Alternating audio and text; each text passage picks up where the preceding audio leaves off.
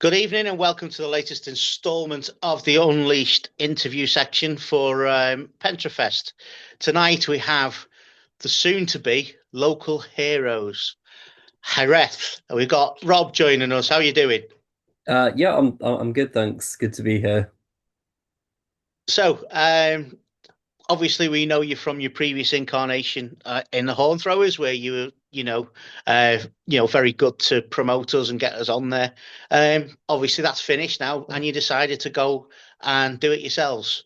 Uh, Yeah, Tell us it's about weird the being origins of your band.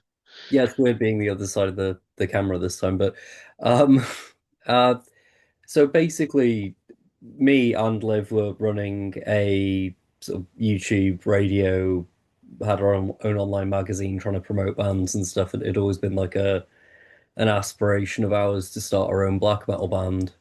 And we've been trying for years and years and years, always never with like the right people, and then sort of lo and behold, one of our co-workers happened to be a drummer and a producer as well, like rolled into one. And so he records us as well as like drums. So when we found Josh, that kind of got the ball rolling. And then I just sort of literally turned up with a bit like gave Corey a bass and said, learn how to play this and you join in our band. And that was like this incarnation of Hiraeth was like started properly sort of like November 2024, somewhere around there, and then it just snowballed. Like the stuff got written really quickly, and then by the September the following year, so only like 9 months later, we're playing our first gig in Scotland, and yeah, it's just kind of just all been going pretty good since then. It does seem that things came together pretty quickly from the Yeah, moment we heard that you were doing something to you actually, contacting us, doing shows and things like that. How's that feel? A bit of a whirlwind? slightly. Like I have to pinch myself sometimes. Like it's yeah, it is strange. Like, and I think that the horn throwers side of things like helped because I made connections with yourselves, and then the lady who from Feared Productions, Barry Ann, who has like distributed our EP and things like that. That was a connection that I made by promoting some of her bands, and then she said she'd love to put our stuff out, and then yeah, it just kind of like I think that network of connections, and then the fact that we were able to put out an EP that was like for like a band's first release is incredibly well produced as well. Like it's not me patting myself on the head, it's me patting Josh on the head there. Like he just knocked it out of the park with that. So obviously, you've got an EP in the bag, and you just mentioned before we started recording that you got an album in the works as well. How's that going? It's going good. We've got I'd say like 2 to 3 songs are like fully flushed out at this point, and then we've got like loads of bits and pieces and demos for the rest of it. We've been playing like some of it as like live. We've been doing what's going to be the first single, "Die Upon the Shores," live as an instrumental at the moment, and we've got another one in the bag. And then we're hoping to have like 6 songs for the album because with it being atmospheric black metal, like the track lengths tend to be pretty long, and we want to squeeze it all onto like one vinyl. So because that's one thing we're looking at is like doing a release, like a vinyl release of it, and we don't want to have to split it over Z discs because it gets a lot pricier then.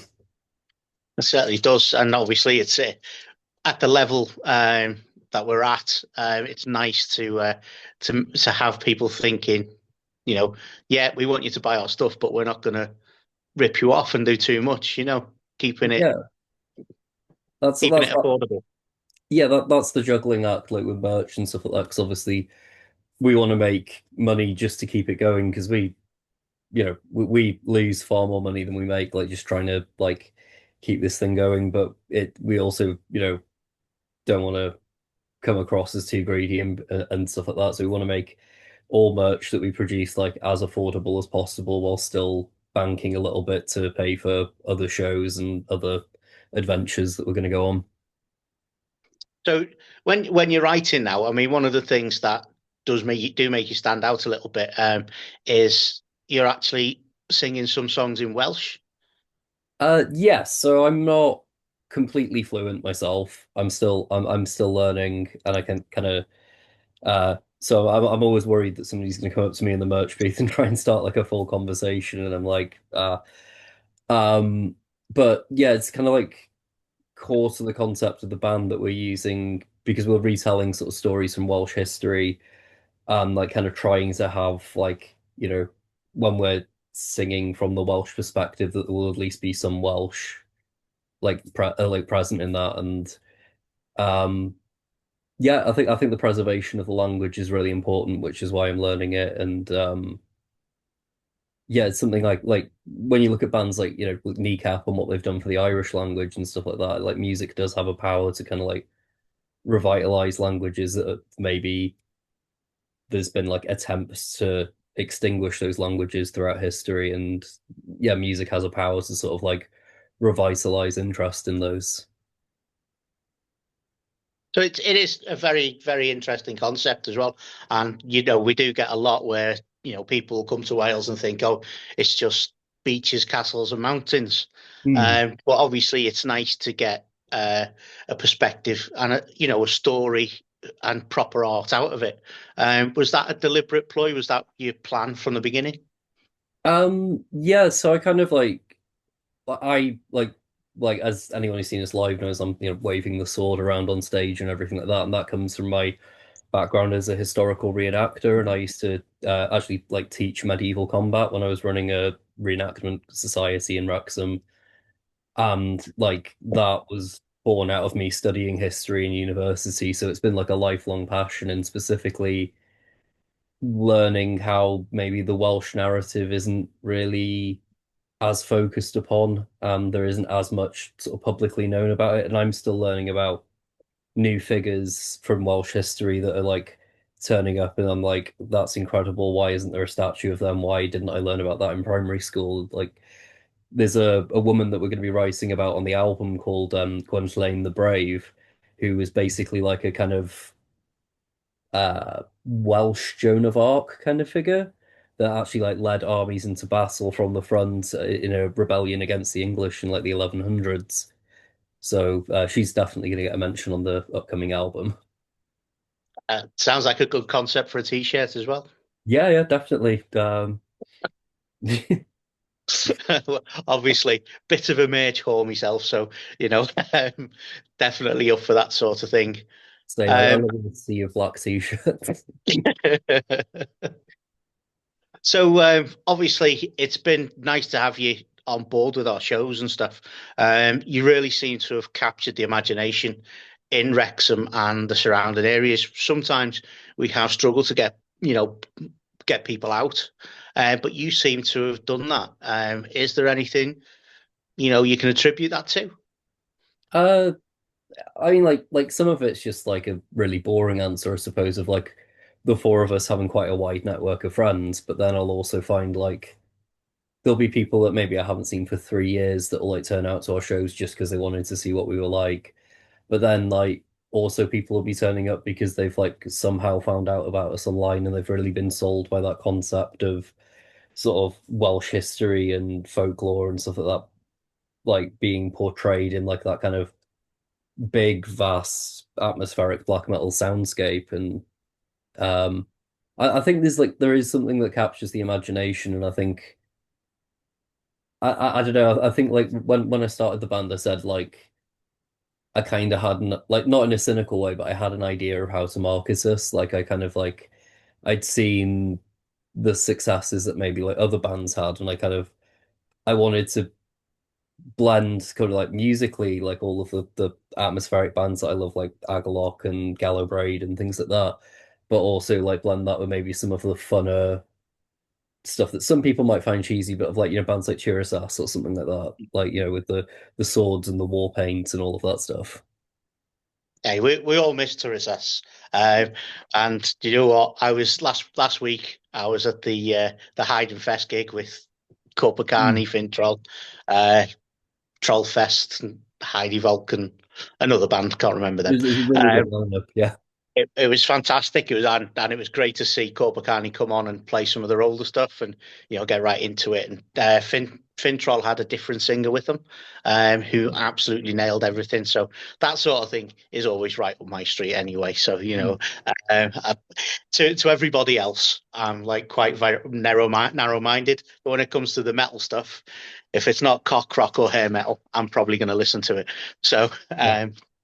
so Well, I yeah, think I'm gone. oh, so I was just gonna say I think it's like to some extent I don't think people realize how varied metal actually is, like in terms of like it really runs the gambit from like the symphonic stuff to like, the brutalist stuff that you can hear, and it's kind of like a it might seem close-minded when you're just like primarily just like focused in on like metal, but like you can pretty much get everything from like, all the spectrums of sound and sort of emotion that you want in like in the metal scene. So there is, before we talk about the Metal to Masses, I do want to talk about something that you won't be able to do during the Metal to Masses, but Okay. your choice of cover version. Obviously, you're doing Venom's Countess Battery, Yeah. and it goes down an absolute storm. Performed very well. Um, what's the story behind that one? So really that just sort of came out of the fact that like we just picked at random when we first started like a bunch of like classic first wave of black metal songs. Like the idea was doing like either like, Bathory, Celtic Frost, Venom, that kind of stuff. Um, and then that was kind of the one that like stuck the way through. And then it's kind of weird how that's became like a central part of our live show, and like people are probably going to be sad when we eventually have enough material where we're probably going to stop playing it. But it was one of the things that surprised me with the EP that we got like quite a lot of compliments on it. Like there was like a group that streamed our whole EP on their YouTube channel. It was called like the Anti-Fascist Black Metal Network, and they like there were like a few comments that were like, "This is an example of a cover done right. Like you've kind of made it your own. You've made it like faster, heavier. Like the vocals are obviously like." It's a like what I'm doing is a lot more like kind of what black metal became rather than where Kronos was starting it and stuff. But yeah, that was like really, really nice feedback to receive because like we were 50-50 on even like including a cover on the EP or not. Well, it certainly goes down well. Yeah. Obviously, it's quite interesting for me at the last Wrexham gig when I've got people who I've been going to gigs with for 100 years, and we remember Venom from being children, and then watching, you're not even the next generation. You're about four generations after us, because we're proper old, and coming on there and performing what were heritage tracks for us, and breathe a new light into them.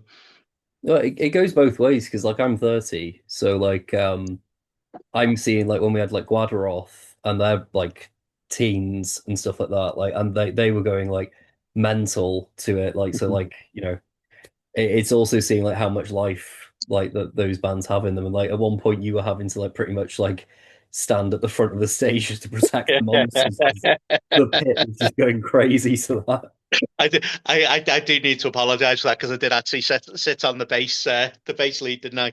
that's fine. Up there, but it's part of the chaos of it. But I mean, you mentioned Guadaroth there. It was basically Harry's dad, Patchy.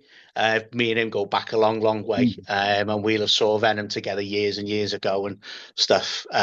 So that was great. It was just it was a nice moment for us as old gits, like watching yourselves and the young lads going off the box to it. It was brilliant. So yeah. Yeah. No, yeah, like I said, like it'll probably like because as I said, we're working on new material, so we'll have that good to go for like Metals to the Masses and stuff. So I'm sure people will miss Countess Bathory, but Well, but since you brought it up there, that's a good little segue for us. yeah, Uh, Metal to Masters Wrexham, obviously. We've got a big history there now. It's something we've built for a long time, and it's part of well, as far as I'm concerned, it's part of the Wrexham calendar now. yeah, And we've had some great bands there. You've got a difficult heat to start off with. Yeah, However, how are you going to, you know, attack that one, especially bearing in mind you can't play your cover versions? I think one thing that we've been like talking about as a band is kind of like that we need to focus on more. And I think like to some extent we've got a bit of it with like all of my antics with the swords and our drummer being a weird little goblin like that just like every gig it's something weirder that he finds to do to like he somehow fronts the band from behind the drum kit sometimes. But I think stage presence and audience interaction, like I feel like I'm not like naturally kind of like a self-promoting kind of person, so it doesn't come naturally, but like I feel really strongly that the material that we've written is really good. And I think will resonate with people. So it's just how we deliver it. So stage presence, audience interaction, things like that is like key. And you're just the more gigs we do, the more comfortable we are getting out of getting out of our shells and kind of like just throwing ourselves into it really. Well, Rob, thank you very much for your time. Is there anything else you'd like to add?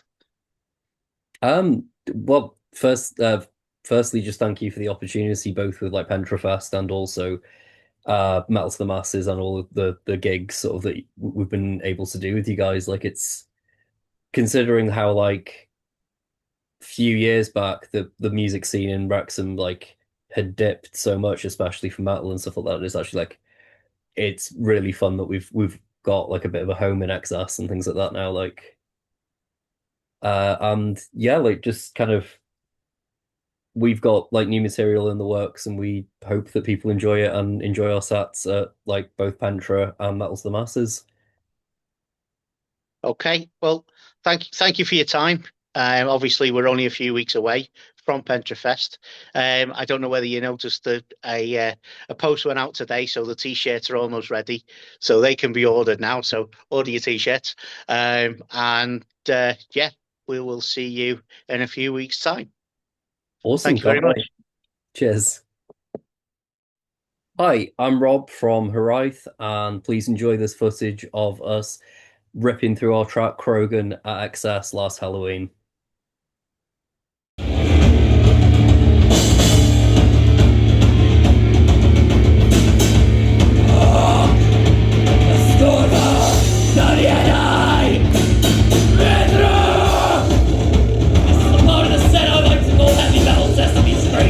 You're gonna learn some Welsh with me.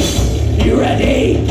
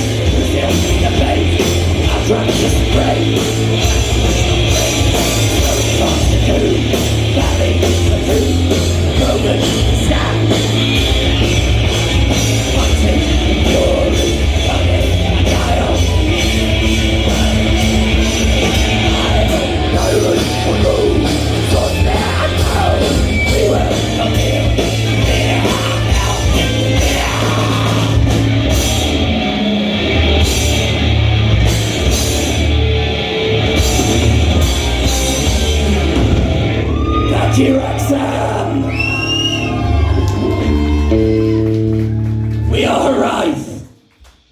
This one is a number that we're working on that will be on our full-length album out next year. It's about a little trip I took to Rill. It's called To Die Upon the Shore!